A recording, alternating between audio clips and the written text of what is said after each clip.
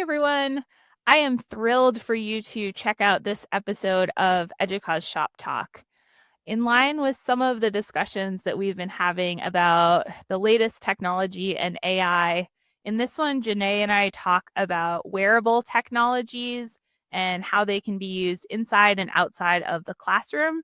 So, specifically, we talked to a team from Notre Dame about some research they're doing related to smart glasses, how they can be used in the classroom, how they can enhance accessibility, both in personal life and in class, and some of the pitfalls related to these technologies, guardrails that institutions should think about putting in, but also the opportunities and promise of them as we think about AI, smart technologies, wearable technologies going forward.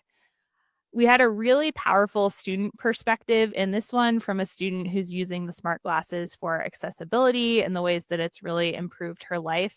So I hope that you enjoy it as much as I did and check it out.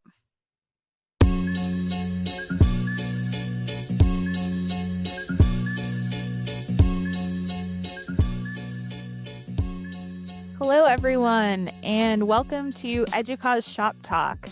I'm Sophie White. I'm a content marketing and program manager here at Educause, and I am one of the hosts for today's discussion. Hi, everyone. I'm Jenay Robert. I'm a senior researcher at Educause, and I'll be your other host. Great. We're really excited today to be talking to a team from the University of Notre Dame about some research that they have been doing related to wearable technology. So I'll introduce the team and then we'll jump into it. First of all, we have Steve Varela. Steve is director of the Teaching and Learning Technologies team at Notre Dame. The team has expertise in the areas of learning management, academic software, data management, learning analytics, and professional development. He specializes in multimodal approaches to teaching and learning, curriculum, instructional course design, and development for fully online, blended, and tech-enhanced courses. Steve has led research and development of emerging technologies, project-based learning, and interactive, immersive multimedia integrated into teaching and learning for student success. Thanks for being here, Steve. Well, thanks for having me. All right. Next up, we have Elena Mangione-Lora, who is a senior teaching professor of Spanish at the University of Notre Dame. Her work focuses on refining pedagogy and using technology and active learning to move students to unplugged language proficiency. Elena's other interests include AI, culture and interculturality in the humanities, alternative assessment, media literacy, and community engaged learning to move student focus and production from theory to production in collaborative, global, and professional environments. Most recently, she led a faculty exchange program with UPAEP. We'll talk about what that is in a minute because I'm not sure of that acronym, in Puebla, Mexico, where she and other participants collaborated with generous, accomplished international colleagues to explore and integrate diverse pedagogical models and cultural traditions into our respective programs. Love that. And can you just say what that acronym stands for? It's UPAEP, which is it's a partner university in Puebla, Mexico, a small university where we send our students to study abroad. And we were lucky enough to do a faculty exchange with them and learned a ton. I can tell you a bit about that later because in some ways, because it's a smaller group, they're further ahead with some of the technology even than we are. Wow. Okay. I would love to hear more about that. Thanks for sharing. And third, we have Madeline Link, who is a third-year PhD candidate in medieval studies at Notre Dame. Her research explores how medieval female mystics describe the textiles they saw in their visions and use metaphors and vocabulary associated with textile production to articulate, claim ownership over, and communicate their indescribable experiences of the divine with others. She's also interested in broader questions concerning the function of clothing, bodily adornment, wounds, and other tactile experiences as markers of identity formation and transformation in medieval religious literature. She currently serves as a teaching assistant for an undergraduate survey course titled World of the Middle Ages. And as a student with a visual impairment, she has long been enthusiastic about assistive technologies that make the sources she studies more accessible. This has included a collaboration with Notre Dame School of Architecture to produce a 3D printed map of the campus, and ongoing partnerships with Sarah B. Accessibility Services and the Navari Family Center for Digital Scholarship to test emerging products with the potential to enhance independence in research and daily living. Thanks for being here, Madeline. Thanks so much for having me. Great. We have such a broad range of perspectives on this call. I love that we're talking about teaching technologies, an amazing exchange program to Mexico, and textiles and accessibility. So I don't know what we're going to get into, but this is exciting. Great. So can you all tell us a little bit more about this research project that you've been working on at Notre Dame related to wearable technologies? Sure, I can start us off here. So about a year ago, we were approached by faculty from the physics department regarding this. One of the physics professors had lunch with a colleague, and the colleague was wearing the Meta Smart glasses.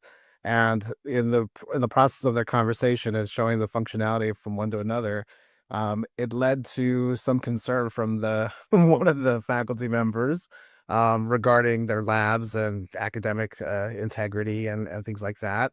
And so they asked us to, my team and I, to evaluate it and to get a better perspective in terms of what the capabilities of this kind of technology has and even where it's going. And initially, we were reticent because part of what we try to do is not look at technologies just from that narrow lens necessarily, right? While academic integrity is an important piece to teaching and learning, when it comes to technology adoption and integration, we're far more broad, and we also the concerns with those smart glasses not only were the video capabilities but the AI capabilities as well, and that was where we really wanted to kind of help destigmatize AI's use, and again, look at technology always as an opportunity, not necessarily as a barrier, or have a negative approach to our evaluation. And so we basically put together a team of wonderful folks like Elena, and Maddie was willing to take the glasses as well and really evaluate them on our own. And we have a team of total of about 8 colleagues that not only from the teaching and learning technologies teams, but faculty members and also the Navari Center, right? Also that Maddie has worked with, and the Hesburgh Libraries in general, also Notre Dame Studios, because we wanted to really kind of look at the video capabilities, and then assessment. One of my colleagues focuses on everything we evaluate. We want to make sure that we base in evidence and data as well. So we looked at everything from it as a learning tool, a technical tool, an accessibility tool, what development opportunities might be available with technology like this, the privacy concerns, media and spatial video, the translation capabilities, and this is where we're at right now. we're still in the process of getting things going, but we've learned a lot so far.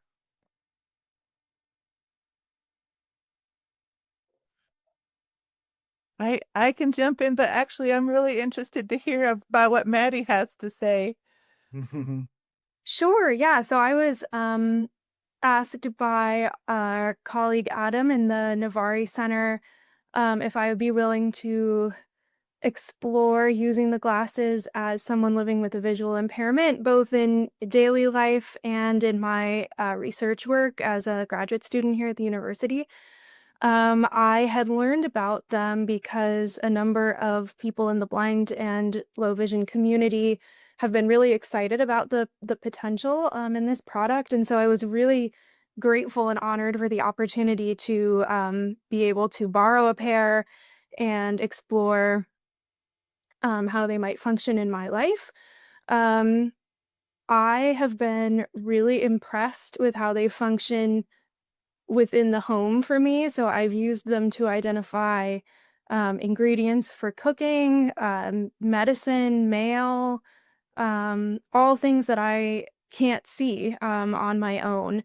And I did try to incorporate them a little bit into my scholarship as well. So I think the translation piece is actually really interesting, and I have two kind of exciting anecdotes about that. The first is I asked it to identify a Korean skincare product, which it did.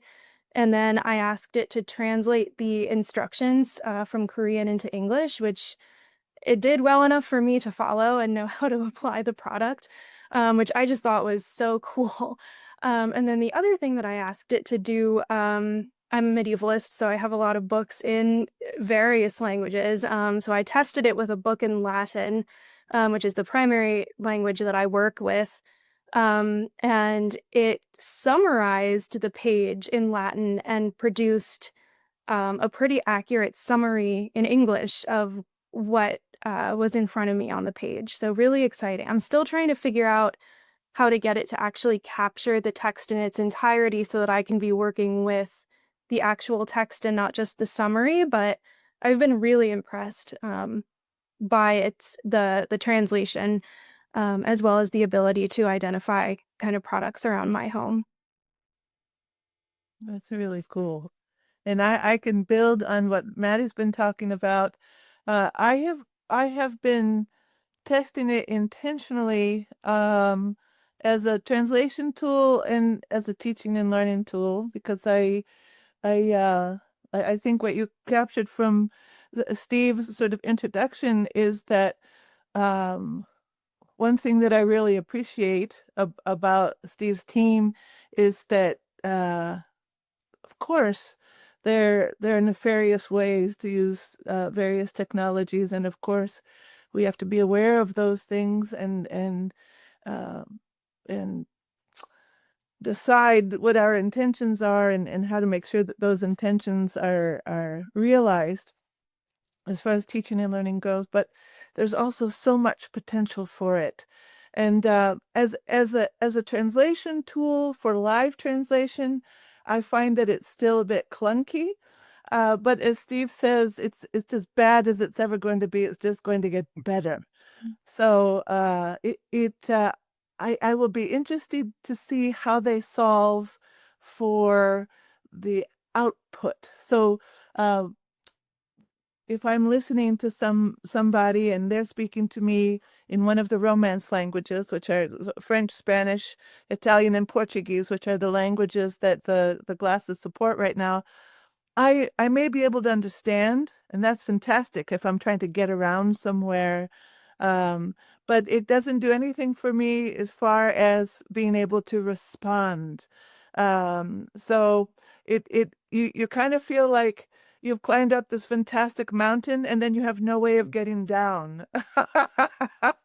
So so that's an interesting problem. I'm looking forward to how that's going to be solved. I that's as far as the live translation goes. I have used it in ways that Maddie has described. Um, I uh, I do have my cheaters, so it's I cannot read small print, and so sometimes I'll look at my phone and say, "Could you please read what you see on my screen?" And it does a very good job of that in English. In order for it to do a good job of it in Spanish, you have to change the settings in the phone. Otherwise, it speaks Spanish with an atrocious accent. Atrocious. So yeah, so those have been and Stephen, I think I may have mentioned this in some of the correspondence, but uh, we experimented with using it also in a film production course as a point of view type of camera, and there's a big learning curve.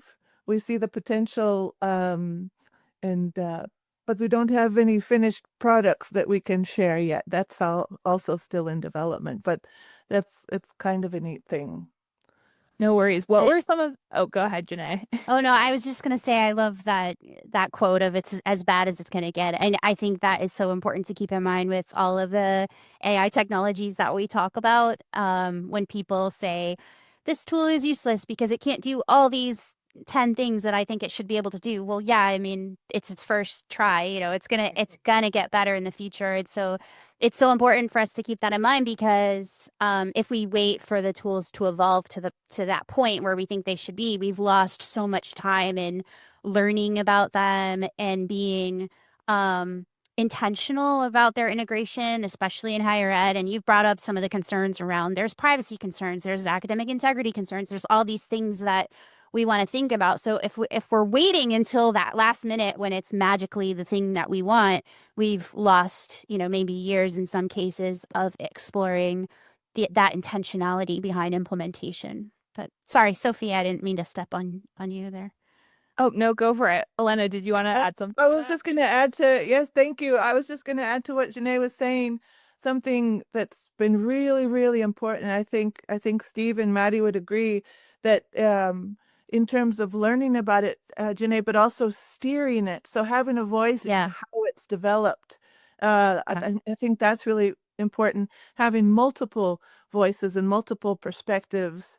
And as you said, being intentional, ethically intentional and uh, for the societal good, intentional, all of the positive things that we want. I think it's very, very important for us to be part of this dawn of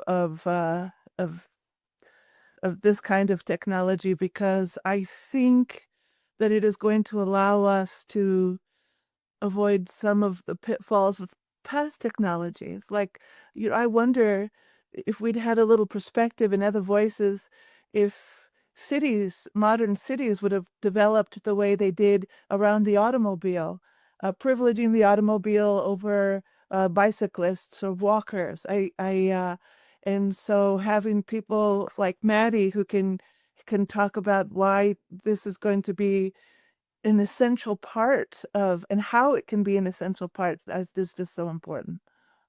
Yeah, I would love to jump in there as well and just say I think that's an awesome point, and it's exciting how, a technology that wasn't necessarily developed to be assistive technology has had already such immense success in the low vision community. Um, Meta recently partnered with HumanWare, which is one of the largest developers and distributors of technology for the blind and visually impaired, and they're selling them now. So they're being marketed now as assistive technology in addition to everything else wonderful that they do, which I think is awesome. I'm really glad to see HumanWare getting on board with them. Yeah, I'd like to add one more thing too, just to kind of again connect back to the intentionality of utilizing technology and things like that. When I first talked to Maddie about the glasses, we were talking about some other stuff regarding assistive technologies, but I mentioned to her the reason why we were evaluating that the physics professors were worried about cheating, right? And Maddie, first thing Maddie says was, "I didn't even think about doing that." That's like using it that way. And I think that to me that was so impactful because again, it's there's an assumption and a distrust and a suspicion we sometimes levy towards students and their use of of technologies and their in their framework of learning and stuff. And I don't know why we immediately assume the worst of intentions necessarily, right? Usually it's because we all had one student or something that did something, cheating in a class, and then we're just like so hurt by it that we generalize it, I guess, or so forth. But like I said, when Maddie said that, I was like, this is exactly right. There's an optimism here that I feel like we sometimes forget, and that people do have to be intentional with the choices that they're making. So including, if they choose to be academically dishonest, there's for the glasses themselves, there's a process they have to go through to get these working the way that they would want to, and that's a lot of work actually, besides just studying. So, yeah. Yeah, I think that's such an important point. And I know, Jenay, when you brought up this idea, we were looking at, wearable technology as kind of a new emerging conversation in the space around AI, which for a while it seems like has been dominated by this academic integrity piece.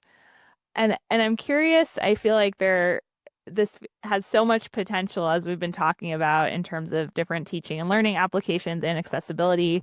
I also was just reading an article this weekend about wearable technologies related to privacy, people being recorded without consent, especially just out in the world, not even in an academic setting. I'm curious, do you all have thoughts on that? How did you consider the pitfalls of these wearable technologies when you were creating this research study and starting to implement them into your courses? I think the privacy issue itself was probably foremost on our minds, because the ability for someone to quickly capture video, and record, right, someone without really, if again, there's a little light that kind of goes on the little glasses that indicates that something's being filmed or recorded, but you don't necessarily always catch things like that. And as you read about, again, some folks have some nefarious reasons for it and are not always letting people know that they're recording, or in contexts where it should be. I think in higher education, though, one of the ways we've addressed it is, again, in classrooms, students have to request permission to record anything that happens in that classroom. And so um, there are already guardrails kind of in place for things like this. I think for me, just on one hand, it's just a matter of, again, faculty just kind of being aware of the different technologies that are impacting higher education and learning as much as they can about it. So that for me, it's always about integrating and incorporating it into the teaching and learning process. But if those who have concerns about issues of privacy and academic integrity, again, so they can be better aware of perhaps what kind of parameters and guardrails they need to add to their classes. Maddie, did you? I think from a more of a daily living and accessibility standpoint, um, the thing that I've been thinking about with regard to privacy is if I'm going to have it, let's say, read my mail, which is something that I need assistance with, um, it's tax season, unfortunate. Do I want it reading my tax documents? Or things with my bank account number on them. So, if I am holding up a piece of paper to have it read it and I don't know what that paper says, is there a risk that it's going to share sensitive information that I would not want AI seeing or accessing? Is an accessibility concern that I've been thinking about with them. That's a good point. As you were speaking, my Agatha Christie mind was like, "Ooh, you could capture credit cards from across the restaurant, and all of these other kinds of things. There's certainly potential where there is malintent. That there's always going to be potential, I think, and so thinking about those things is really important. I had just anecdotally, I we had a memorial for a family member just this past Sunday, and we took some family pictures afterwards and shared the pictures. And then there was some video of the mass, and I said, "Well, where in the world did this come from?" Because we were a small group and we're all kind of in a circle, and my nephew, who will never see this podcast, so I don't feel bad outing him. He said, "No, Tia, I have these glasses, and I was just able to take some footage of these intimate moments so that they would be captured, so that we'd have them." And truly, I felt super conflicted because, here we are in a very emotional moment, and I understood where he was coming from. There's a generational uh, sort of gap that I think that generational, cultural, these kinds of questions, humanities questions, I might add, really, really important. And so on one hand, I was grateful to have these intimate moments forever, and on the other hand, I thought, oh wow, wow, that's I had not expected it, and I can see how people would be react very strongly, um, see that as an invasion of privacy at the same time. Yeah. Yeah, I'm putting on my sort of researcher academic lens on this. I'm curious. We have a couple of culture experts in the room, right? And so I'm curious, when you think of it as a culture shift, as societies and families needing to set up new cultural norms. What I'm curious about is, have there been other instances of whether it's technological innovation or some very sudden change in the environment that sparks such quick adaptation in a cultural sense? And I wonder if that is giving us a little bit of whiplash. Oh, That's a great question. I think Elena will you start, Elena, then I'll stop off. I can't contain my excitement. She was very excited. That's what I'm reverse. Well, no, I've been thinking a lot. Well, and Steve knows this too. I have been thinking a lot about agility in decision making and agility in scholarship, because in part because I with Steve and Maddie, I don't know if you have experiences of this sort too, but I'm involved with a lot of committees who are charged with creating policy or studying this or studying that, and by the time we've studied it, the technology has moved on by leaps and bounds. It's 1,000 years ahead of us. So I think agility in data gathering and decision making um, uh, is going to be key. I think that it is not as difficult a problem as we make it out to be, because we have strong foundations in terms of values, in terms of goals, outcomes, impacts, things. And if we're guided by those things, and grounded in those things, I think it gives us the kind of flexibility to move quickly. We don't have structures that do that right now. And so, um, but so that's one aspect. So a second branch, which is maybe on the other side of the tree, is the kind of culture that sprouts up around technology. So everything from the way our language changes because of the input coming from social media or from AI or these kinds of things changes our language. There's a fantastic book. It's very fun. If you're interested, called "I'll Go Speak" by a young linguist YouTuber that I find him to be marvelous. We can add it to the show notes. That's Yeah, fantastic. yeah, that'd be fantastic. But Mhm. but I'll give you an example. When I was in Mexico at UPAEP, I had some familiarity with some differences between the way students work together and the way colleagues work together. In Mexico, it tends to be much more collaborative, focusing on small groups that help each other out, uh, sometimes in ways that would raise eyebrows here in the United States.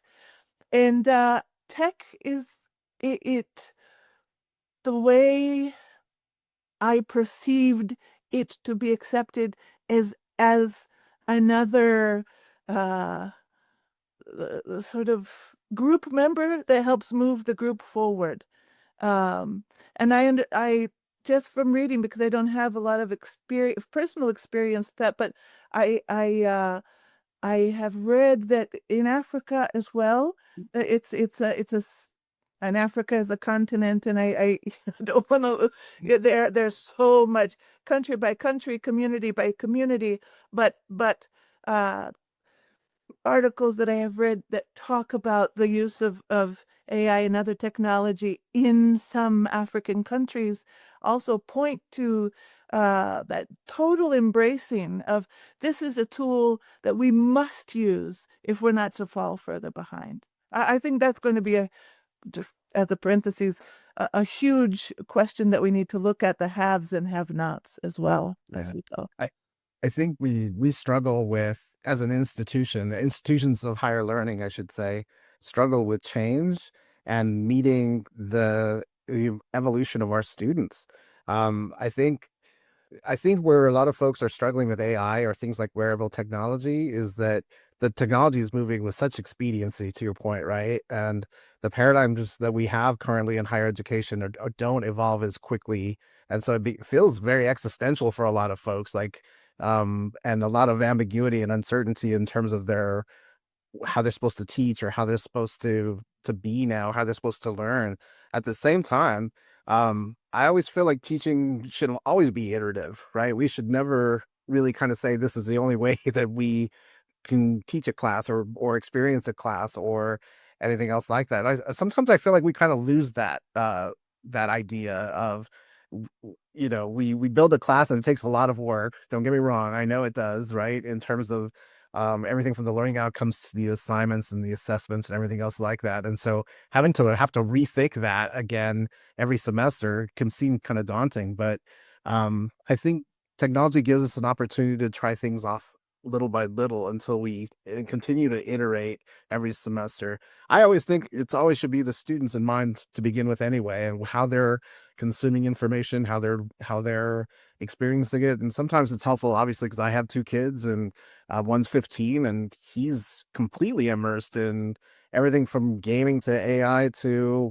multimedia on so many different levels. And it's scary, right? But at the same time, it's quite exciting to see how him and his friends are engaging with the world. And I think we can't close ourselves off to that if that's higher education will be slower in terms of that, but I don't want us to close ourselves off from that either. How about you, Maddie, in terms of like your student, especially with your PhD and things like that? What do you Yeah, think? I mean, I think I'm in a really awesome position where I'm both a student and a teacher as part of my responsibilities as a TA this semester. I lead the Friday discussion section for half of the students in this lecture class that I TA for. And part of that is my preferred method to teach is that I have my little lesson plan open on a device that I have that has a Braille output. So I'm reading in Braille and I'm commenting on what the students are saying in this document in Braille. And I've had a number of my students ask me to talk about the device and what it does and how it works, which I think is so cool. And I love kind of being able to show them. I suppose that, as you were mentioning, Steve, there are multiple ways to teach. There are multiple technologies to integrate, and they're fantastic. I have them all say their name before they speak so that I know who's speaking and I can, make sure that I'm grading them appropriately on their contributions, but also so that they all get to know each other and they have needed very little prompting. This is my third semester now TAing in that format, and they're so great about remembering that and um, engaging with me and kind of my technology and my accessibility needs, which has been really exciting to see.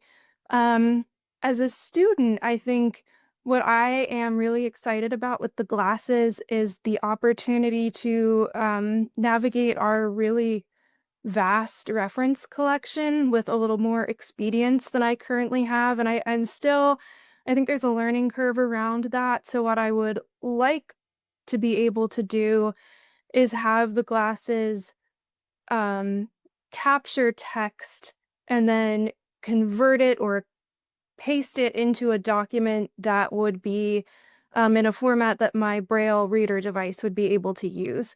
And that's something that I'm still working out. But I think if it could do that, because the reference books are, so what I do currently is any book that I need to read, if it doesn't have a ebook format, which a lot of these reference books don't because they're older,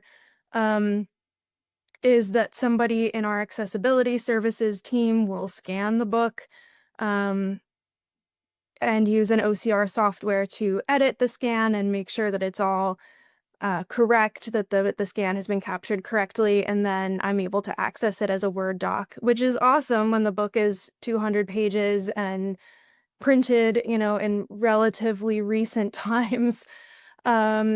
Where that becomes more difficult is with these reference volumes that you can't check out, that are thousands of pages, that are in Latin, that have footnotes and marginal notes. So I'm really excited for the potential of the glasses to engage with these really visual formats, and a lot of material that is not in English, and hopefully find a way to be able to convey that material to my Braille device, in a targeted way, so that I'm reading the 10 or 20 relevant pages and not 1,000-page encyclopedia volume, or volume of multiple primary sources if I only need one. Yeah. I have a couple questions for Maddie, if I may. Go for it. The first, Maddie, I have done things like hold up a photograph or look at one of my children, or um, a messy bathroom, and say, "Hey, Meta, what am I looking at?" And it's a mixed bag in terms of the description. And so, as you're talking about visual things, what it is good at is, for me, in my experience, I'm curious about your experience, is if I'm looking at a book with a famous picture like the La Guernica, or I don't know, the Mona Lisa, or whatever it is, it can look it up and then give me the Wikipedia information about it. But if I'm looking at my kid, who is curly like me, and 17 and very shy, and I might say, "Well, hey Meta, what am I looking at?" And it might say, I don't know, a raccoon with a Beatles t-shirt or something, or that kind of a thing. Have you had experience? Have you asked it to do these kinds of things? It's not good for me, at least yet. I have, and I've had a mixed bag too. I actually had a really funny exchange with the Meta AI earlier this afternoon, where I asked it to identify one of my cat's toys that looks like a mouse, Ah. and it told me that there was a mouse in my kitchen. And then it was like, "Oh no, it's a toy." I was like, "Well, which is it, Meta?" And it wasn't sure. So that was really funny. And I mean, obviously, I knew it was the toy, but I was curious whether it would have trouble um, identifying that. But yeah, I as well have had it try and identify things. One of the things that this YouTuber I follow, her name's Molly Burke, and her content is excellent. And she did a really great review of the Meta glasses soon after they came out. And one of the things that she did was have it read care labels in her laundry. And I have not been able to figure out how to orient the label relative to the camera that it can pick up the print on that. Seems like another example of it's the worst it's going to be at this point, and we can see the potential for how it'll be enhanced going forward. But that's really interesting. I'm curious, Elena, you mentioned that there was a learning curve when you tried to include it in another one of your courses related to film. What were some of the challenges there? I'm just thinking, if someone's watching or listening to this and they're thinking about how they might be able to incorporate these into their own course, what were some of the obstacles that you faced incorporating it? Yeah. Well, we had this before we began the teaching this particular iteration of the course, which for 19 years was a telenovela production course, where students watched, read about, and then wrote and produced their own telenovelas. Steve had the fantastic idea, since both of our kids love horror. He said, "Why don't we do a horror one?" And so last semester we taught a horror film production course where they watched horror movies, and then they produced their own, one of which is about the dangers of technology, AI specifically. So That's meta. I love that. But as we were sort of imagining these things, we thought, well, if we give them the glasses, they can do these POV shots where someone comes towards you, and then there's this thing that becomes a super close up plane and plano shot, and and so that we found three sort of problems with that. The first is that the glasses are attached to our phones. So either we give them our phones, which no, or we sort of give them the glasses and let them connect them to their phones. We could have done that, but we thought that we should probably learn sort of some things we could do with it ourselves first. And we had an actor from the London stage come to our class, and I was I didn't want to make the students nervous as they were doing these acting activities. So I said, well, this is the perfect opportunity to be discreet and take some video. Um, the meta description, the description that they give with the glasses is that it will take up to 3 minutes of footage, and for me, it kept cutting out after 30 seconds. But that was a little bit frustrating. So I I was sort of waiting. We had people walking around like doing funny walks and these kinds of things. And as I wanted to capture people coming towards me, it would cut off at inopportune time. So that was the second thing. And then the third thing is that even though the quality of the footage was quite good, it didn't match the quality of the footage. They ended up recording with their cell phones, but even then, because of the orientation and these kinds of things, that we said it was fun to try, and we see potential for it, but we are not ready to. Probably the students could have done things 1,000 times better than we, but since it was a new course and we were just sort of holding on for dear life at certain moments anyway. I speak for me, Steve. Steve is super chill with this stuff, but I didn't feel like I I didn't have the bandwidth to let people sort of run free. I wasn't confident enough myself to let the students run free, and I kind of regret that because I know they could have done much better things. Their imaginations are their collective imagination is incredible, as evidenced by the work they produced. But I couldn't deal with that yet, but it's coming. Steve, would you agree with that? Yeah. I think the big challenge in teaching and learning for devices like this is scaling for classrooms and things like that. And we've seen the same thing with VR headsets, the amount of headsets and letting people utilize them. But in the cases of the meta glasses themselves, they're personalized devices, right? So they're meant to be tethered to you and your phone and your prescription and those kinds of things, and not necessarily shared or thought. They're not designing these with a classroom in mind, right? They're thinking about that personal use for the most part. And so for us though, we're trying to figure out like how can we get a class set for people, because what I would love is in different labs, right? For students to have the glasses with them and be able to identify chemicals and labels and even ask, like, if I do this part of the process, what's the next part of the process, right? Or what do I need to consider as I go through the next part of this? I think in a lab setting, these could have incredible potential, but we'd have to figure out again as an institution, how would we make that available for classes, and how would we support it, and how would we there's just some amazing opportunity, but again, it's that push and pull of um our own limitations in terms of our infrastructure and guidelines and even pedagogy in some ways, right? Um, Mm. but so I think that's where we've really kind of struggled when we think about this in terms of its impact to students.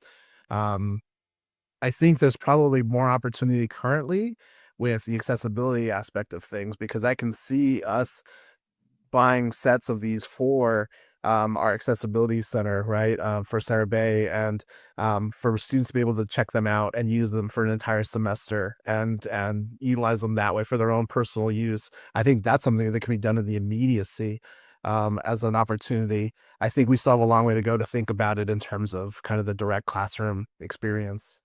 Mm.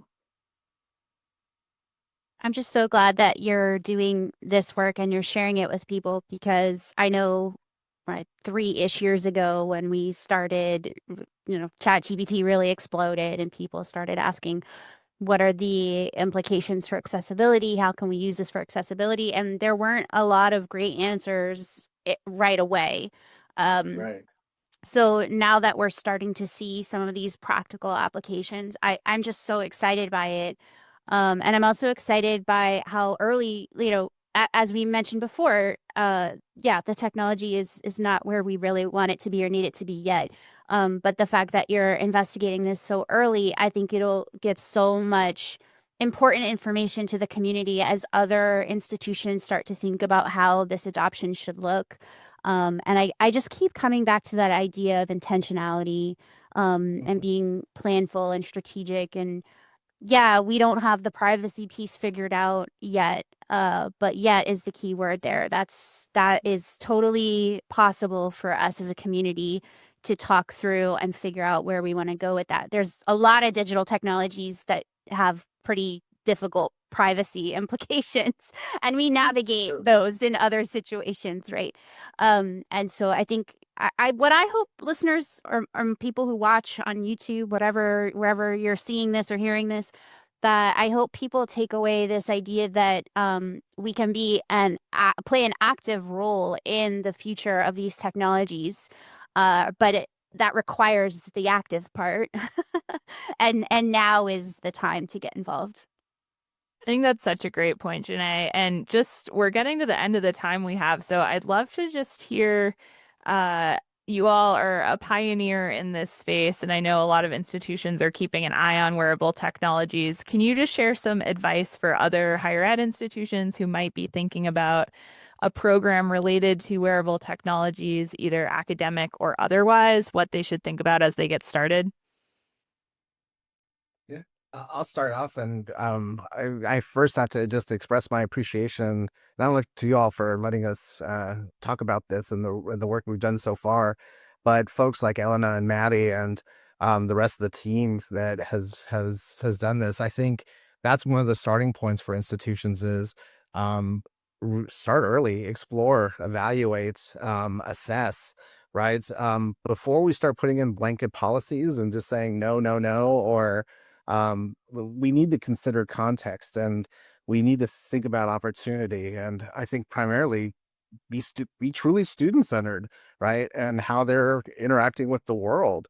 It doesn't make sense in some ways. I make the joke sometimes that it feels like my son's going to go into a college classroom and he's just, it's AI and VR and all these wonderful things. And here we are going, hey, here's your chalk, and chalkboard, right? It's just very antithetical to how he's experiencing the world. I worry about that kind of stuff. So I think that's the key is start early, explore, evaluate, base it all in evidence and stuff, and then start forming the policies and guidelines. Be part of the conversation to guide the thing, to guide how it can be implemented in adoption, as opposed to being, I would say, trying to create hard stops for it or barriers. What do you think, Elena? Well, I think you said it beautifully, and I very much appreciate your vision in bringing us in from the beginning to have a voice, and you're sort of giving people the freedom to acknowledge what some of the pitfalls or dangers may be, but also supporting people in exploring and playing. I want to something happened during this podcast actually, because I used to say, play grounded in intention, and it's just a question of, rubbing the lamp and asking having the imagination to ask the genie the right questions.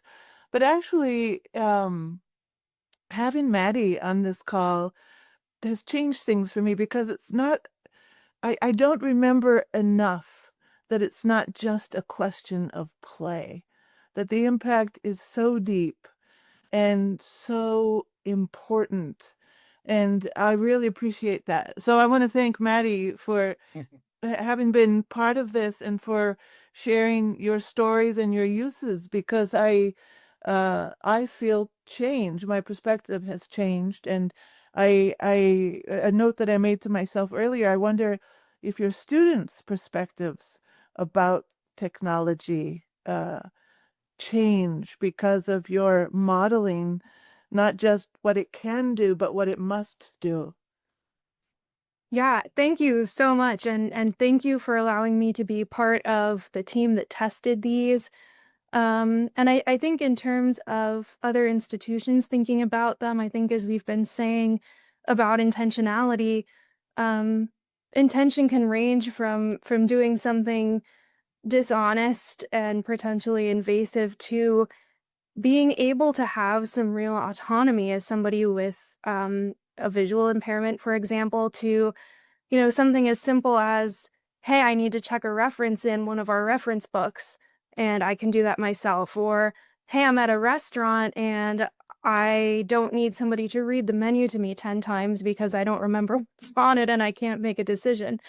So I think this technology has huge impacts, and it's been fun for me to test it in both my, personal life as somebody who lives with this disability, out in the world, and also as a scholar who is navigating, medieval studies is a highly, with a lot of our reference materials being, if they're online, the databases are not terribly accessible. In a lot of cases, though, things are still in print or, God forbid, on microfilm or even in manuscript. And while that's hugely exciting, it can be quite frustrating when there is an impediment to accessing visual material. So I'm really excited to see where we can go with these glasses, especially in terms of doing things like reading manuscript hands. I think that would be so exciting. But yeah, I'm so grateful to be here and to test them, and they're only going to get better as we learn how to use them and what they can be used for, and get really creative with that. And yeah, I mean, I haven't worn the glasses in my class yet, but I hope to show my students that you can do anything you set your mind to, and that, we're so fortunate and blessed to be at a place like Notre Dame where there are so many opportunities and wonderful people and centers and organizations within the institution that are willing to work with me, in this case, to make sure that I can participate fully in my program and have opportunities like teaching, and TAing and researching the same way that my sighted peers do. Beautifully said. Thank you so much, Maddie. And I'm so inspired by just your role and being open to testing these and sharing your experiences with us. And thank you, Elena and Steve, for sharing your perspectives and really being open-minded and playful and willing to try new things as it relates to these new technologies. So thank you all so much for your time, and it was great chatting with you.